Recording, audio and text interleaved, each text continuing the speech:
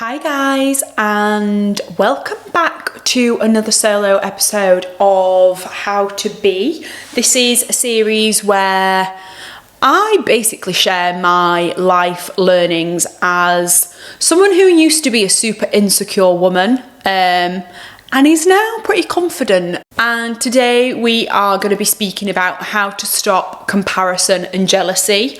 So if you listened to my episode a couple of weeks back on how to love your body and how to accept your body, one of the steps in that was comparison.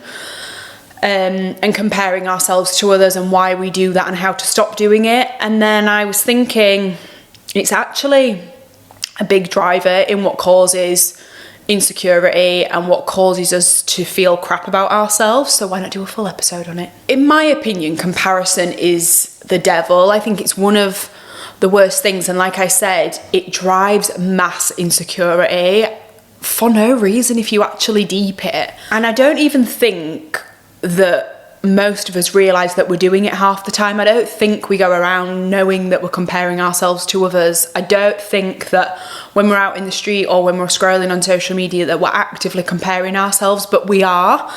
And I think that's really damaging, and I think it's worrying because every time you compare yourself, you are self-sabotaging and you're telling yourself that you're shit, and that has a drastic effect on how you feel about yourself.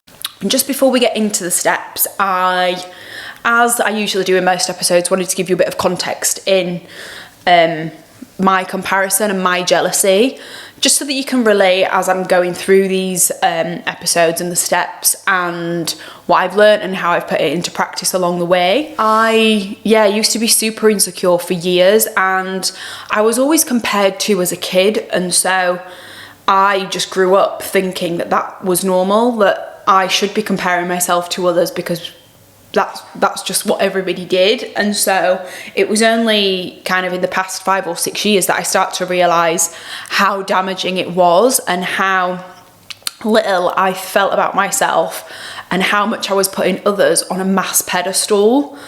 And it's just not the case. Like, it's just, I'm no worse than anybody else. I don't look any different to anybody else. I mean, obviously I do individually, but I don't stick out like a sore thumb like I used to tell myself.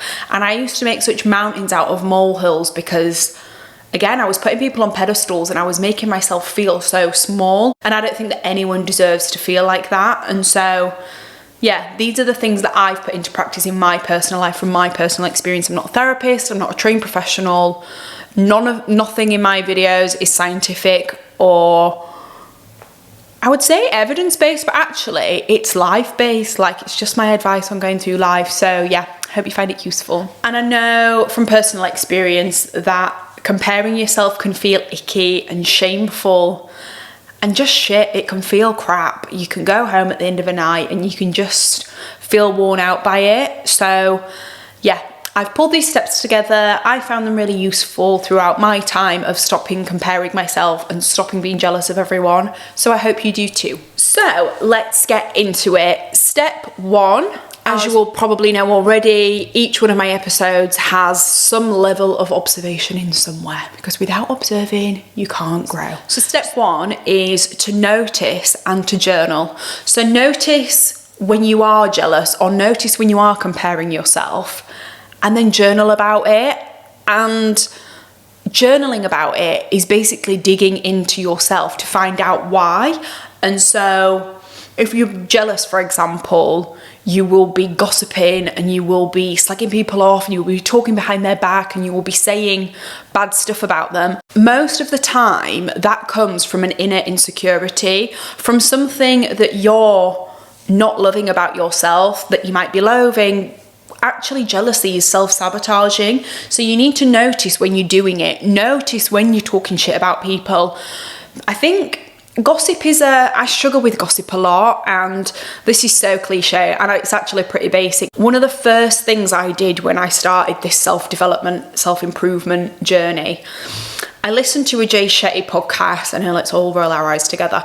But I listened to a Jay Shetty podcast and he basically said, don't gossip, like stop gossiping. It's I can't remember his words exactly, but it's basically a negative mindset. It's spinning a negative web on everything, and you're doing it from a place of hurt or a place of feeling insecure or jealousy or envious or whatever. And I was like, shit, I'm gossiping a lot, so what does that say about me?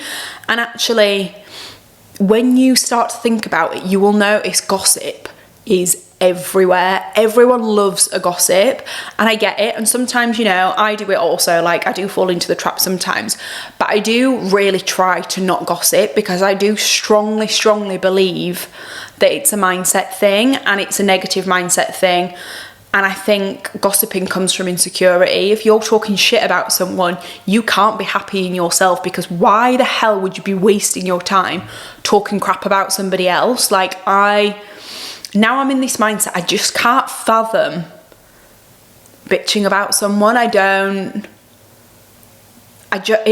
kind of blows my mind. And you do start to notice it a lot when you stop doing it. So yeah, definitely notice when you're doing that, and notice why you're doing it. And if you are someone that feels jealous a lot, you need to notice and recognize that feeling. And the more you start to recognize it, the further you'll get into, why am I doing this? Why am I talking bad about someone? Why am I saying that so-and-so's this or so-and-so does this? Or why am I starting rumors? Like, where is it coming from? It's not okay.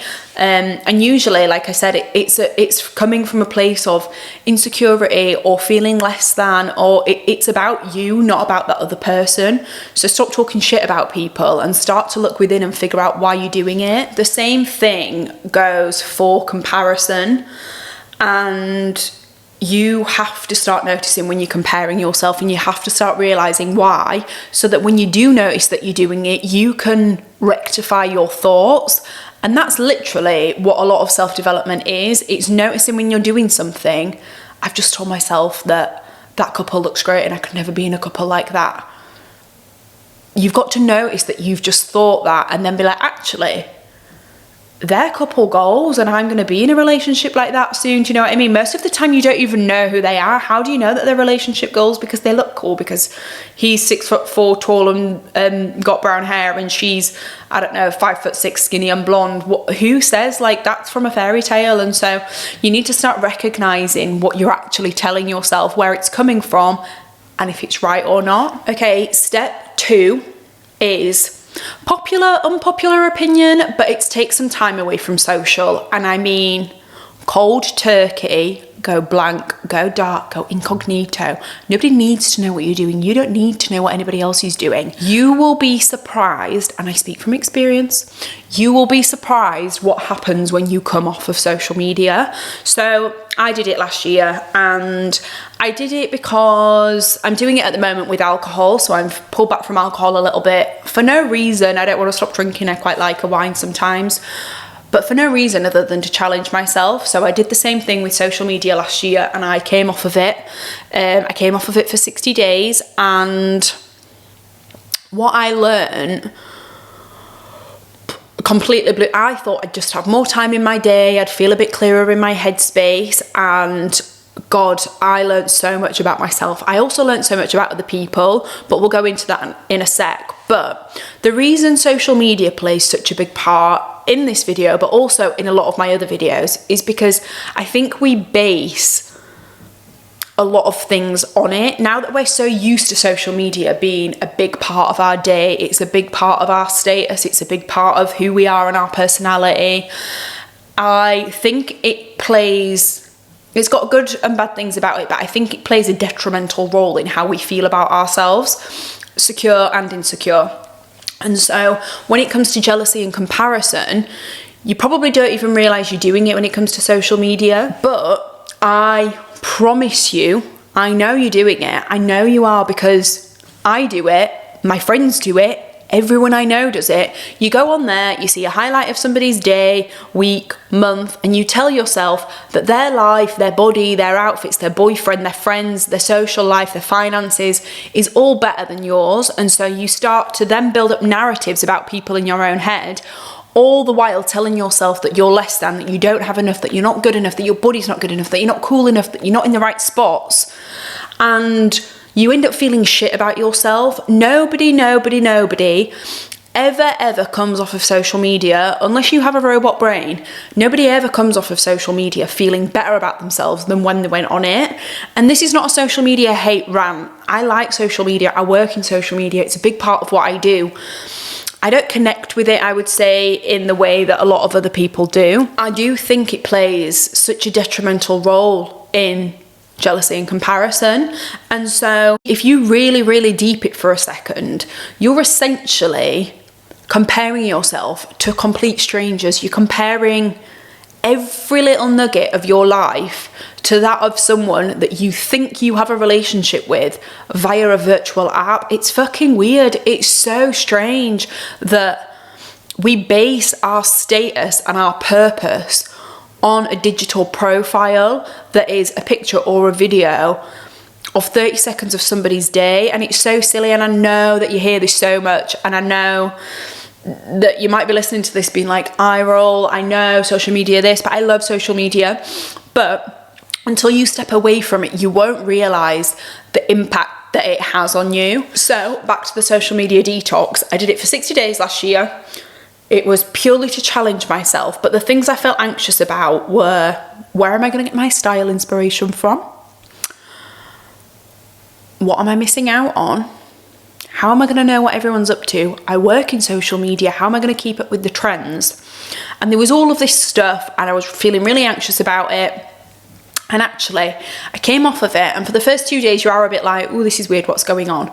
But actually, so much more came out of it than I ever really thought about or anticipated. To be fair, I didn't really deep it of pros and cons. I just knew that I wanted to do it, and I knew that I felt a bit anxious about it.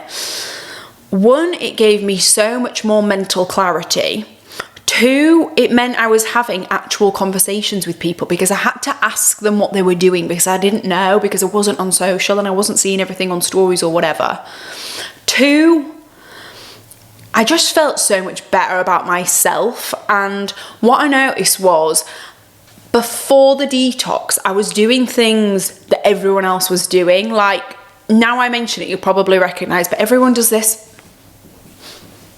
Or like, for those listening on podcasts, I'm doing like a hand gesture, go to the YouTube video and watch it. Or the phrases that you would say, or it's giving, or whatever, for example. Or just a mindset. And I remember like having conversations with my friends, and I'd be like, hang on a minute, this group of friends has said that, or a particular girl from this group of friends has said that. And I'm like, how are they literally saying the same things? And then I was like, we're all being fed the same content. My friends are all very similar, so we obviously all have very similar algorithms. But they were all obviously getting fed the same content by the same people, and therefore we think of trends as like fashion or whatever, but trends can actually be how we speak, or how we say certain things, or how we position ourselves.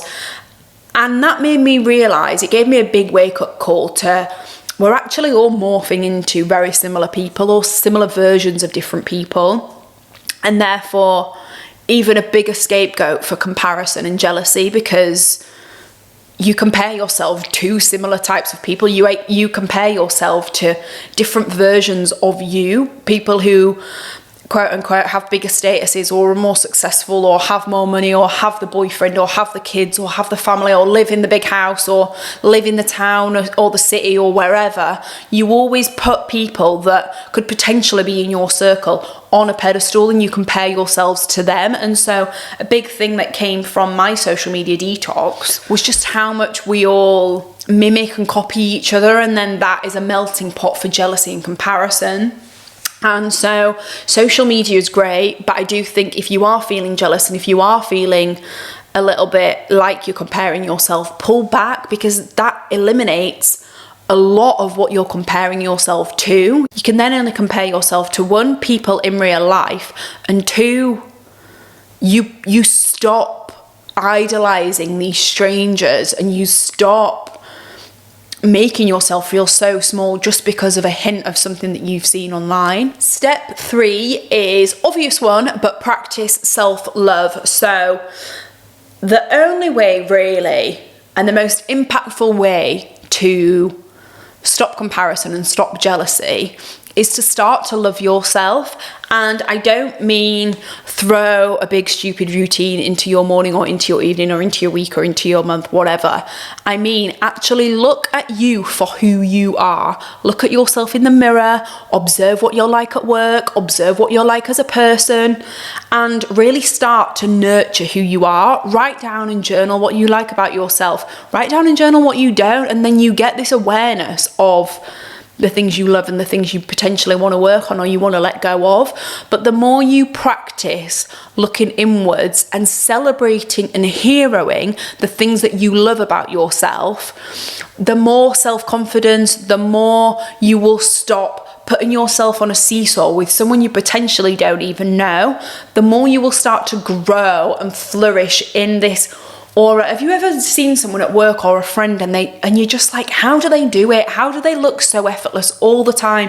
How do they have this glow, this sparkle, this energy, and this pizzazz within their personality? It's because more often than not, they will practice self-love and they will know themselves so well. They'll know what they're good at. They'll know what they're not good at. They'll know where they excel, but also they'll just believe in themselves and back themselves.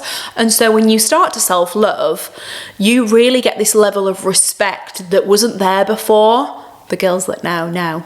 But you will really start to put yourself on a pedestal that matches those that you're comparing yourself with, and then you'll have a light bulb moment of, I'm in the group. I'm in the group of girls that I used to benchmark myself with all the time. I'm there, I'm one of them. And honestly, when you hit that, there's no better feeling. So ways to self-love are: write things down that you love about yourself, do self-love affirmations, move your body. And movement is something, one, you never feel worse after movement than you did before, and two, it shows a love and a self-worth and a self-gratitude for your body. It's giving your body the purpose that it was there for. It's to move, to energize, to receive endorphins, to get it working. Learn how to take compliments. This was something that has massively changed for me this year. I think I said it in my How to Be Secure video, but I basically had a conversation with one of my friends who's a guy, and he's undergone like quite a transformation in weight loss. And I said, how do you not deliver yourself as the person that you were when you were 100 kilos heavier? And he was like, I learned to take compliments. I learned to give gratitude and grace to myself and acknowledge when someone was saying, you look great. Mate, you look absolutely great. And so when you start to take compliments, you have to believe them. If someone says that you're good at something, or you look good, or your hair looks good like that, or you really suit that style of jean or top or whatever, take it as gospel. Take that compliment and run like the motherfucking wind, because it's yours and you own it. People don't talk shit. People are not going to say that you look good when you don't. So take that compliment and learn to accept it. And then the last thing for self-love is be okay with imperfections. Nobody's mother, son, daughter, grandma, grandchild, friend, auntie, uncle, brother, sister, cousin is perfect. No one on this planet is perfect. And so you have to get okay with imperfections and start to be okay with your imperfections. It doesn't mean that you're less than. It doesn't mean that you have to look for your imperfections. What it means is being okay with the fact that you're not going to get it right 100% of the time. You're not going to look perfect 100% of the time. You have imperfections. Everybody does. And the second you start to realize that, the more you can stop talking shit about yourself and start to move on just in a freer flow of living. Step 5 is learning to give compliments. Now, this may sound like something super easy, but if you're not used to giving compliments, it can actually be quite difficult to start to give them. And the reason you should give compliments is, one, because you genuinely believe that something looks nice about someone, or someone's done something really well, or you're impressed by someone. And it's just, again, a mindset thing of acknowledging when someone's doing well. It's an open mindset rather than a scarcity mindset. And this is, I believe, a lot of manifestation is about this. It's about removing the shutters and removing the barriers and removing the insecurities to being open to receiving, and giving compliments fits within that for me. It's opening up and offering a gesture, a positive gesture that makes someone feel good about themselves, in turn, that also opens you up to receiving positive things about yourself. It's just a really nice thing to do. So acknowledge when someone looks good rather than comparing yourself to it. It's actually addressing it. I love your style. Oh my God, you look amazing. You're glowing at the minute. What are you doing? Like, what are you doing differently? Find out what you are feeling jealous about. Find out what you're comparing yourself to others to, and start to give compliments on it. I promise you, it's so much more impactful than you think it is. Step 5 is to practice gratitude. Instead of focusing on what you don't have, focus on what you do have. Focusing on what you don't have is a scarcity mindset. It's saying that you are less than, that you don't have, that you are without. Focusing on what you do have is bringing attention to the things that bring you positivity, that are things that you have in your life, that are things that are around you. It could be friends, it could be objects, it could be health, it could be family, it could be whatever you want it to be. But again, it's a mindset shift in giving out what you want to receive. So practice gratitude. What gratitude also does is it allows you to find positive and love and luxury and glistening and those moments in the tiny little things in your everyday. So once you start to practice gratitude, you will start to be more open to helping others, but also you'll start to notice the tiny little things. And it could be something as simple as the sun or leaves coming on the trees in spring. It could be something like supernatural, but it's shifting your mindset from a I don't have, in jealousy and comparison terms, what somebody else has, to I have this and actually it's enough for me. Again, subconsciously, you're telling yourself that what you have is good enough. You will then slowly start to reduce the jealousy and comparison in your inner narrative and in your subconscious, meaning that you will stop it at some point eventually. Last and final step, step 6, is to grow. Now, I've included growth because I think scarcity, comparison, jealousy can sometimes come from, like I said in the step about practicing gratitude, it can sometimes come from a mindset of you don't have this, or I don't have this, they have this, I wish I had this. There are genuinely things that you don't love about yourself, and I'm not talking about physical features, I'm not talking about things like bags, shoes, clothes, fucking fancy gym memberships, I don't know. I'm not talking about aesthetics or the way that you look. I'm not talking about lip filler or hair extensions or superficial things. I'm talking about behaviors or personality traits that you don't love about yourself, that you're noticing. You need to really start to work on them. So shut everybody else out. And I don't mean literally, I mean the mindset of comparing yourself or telling yourself that someone's better than you, or how are they doing this and I can't do that, those sorts of things. Really look into who you are and who you want to be, and then look at how you want to get there.